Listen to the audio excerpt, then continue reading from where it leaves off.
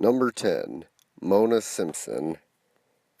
As much as I love The Simpsons, I can't give her a very high spot on this list for the simple fact that she abandoned Homer as a kid. I know that they explain her reasons for doing so, but it just hits too close to home with me on that subject itself. Another thing I don't appreciate is that after she died, spoiler alert, she selfishly used Homer to spread her ashes in order to sabotage some other government experiment. Even beyond the grave, she's using her son to carry out her own ends, even if they are debatably just. In any case, she has some very memorable moments in The Simpsons, and I'm going to give credit where credit is due. Number 9, Grandpa Phil and Grandma Gertie from Hey Arnold.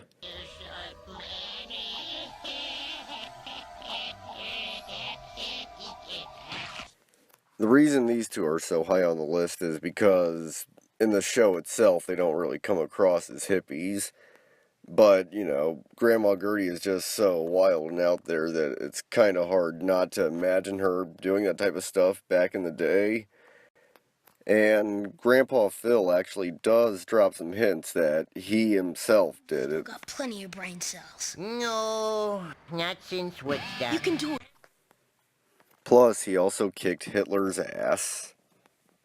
I rest my case.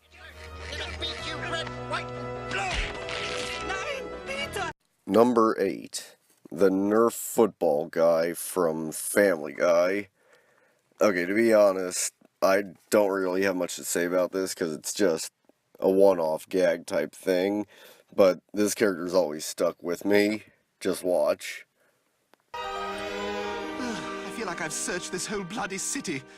I suppose this means I'll never find the answer to who I really am. Oh well. See you gents later. Free to bet, no grapes, all that. Dude, I could have sworn that Nerf football was just talking to me. Number 7, Jeff Fisher from American Dad. While I sometimes generally loathe some of the main characters in the show, Jeff is just the most friendliest person on it.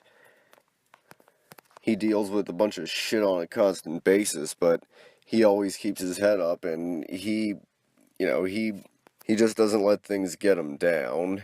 And when Stan realizes how awesome Jeff is, it's just one of my favorite moments of the whole series. That's just the weed talking. No, I cared before that. He's so upbeat and friendly, even though he has such a terrible father. I had a crappy dad, too. I guess in a way, Jeff and I are kindred spirits.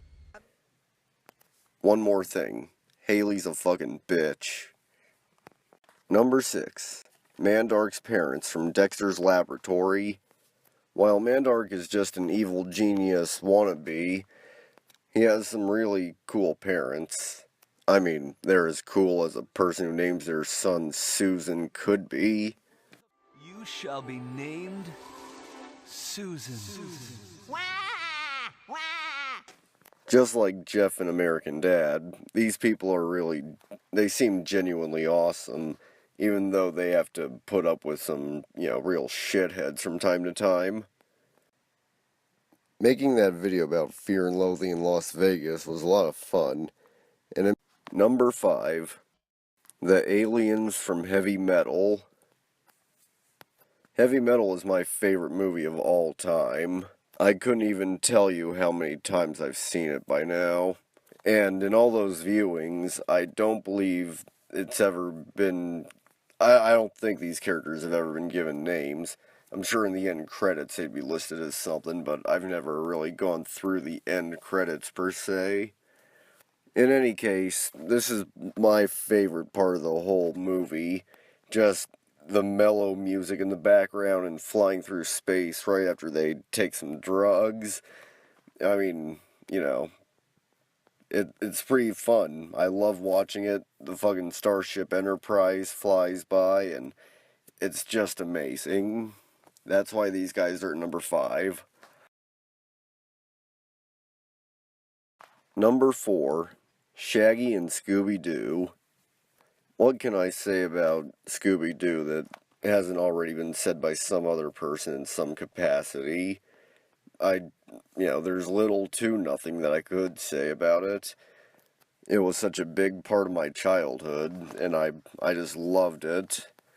I agree that it is a little bit oversaturated with some crap, but when you find some good Scooby-Doo, it's, good.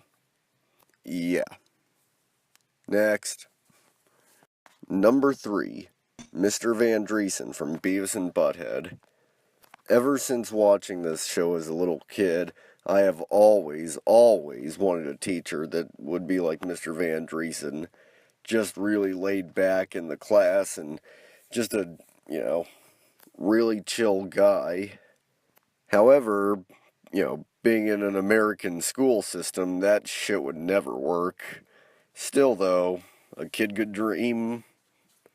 I just realized that a few of the characters on this list kind of put up with a pattern of putting up with bullshit from someone else and still giving them a general pass in the end because they have faith in the person. I don't know. I guess it's just a part of the personality. Number 2, the hippies on South Park. This is going to be a pretty different listing because it's like not individual characters. It's like an entire conglomeration of hippies. They end up storming South Park like fucking Woodstock, and they just make everything in the town go to hell, just in the comedic way that South Park is only capable of pulling off. It's one of my favorite episodes of the series, and I highly recommend watching it. Number 1. I feel like number 1 is so important that it's deserving of its own video. So come check it out when I do it. Bye.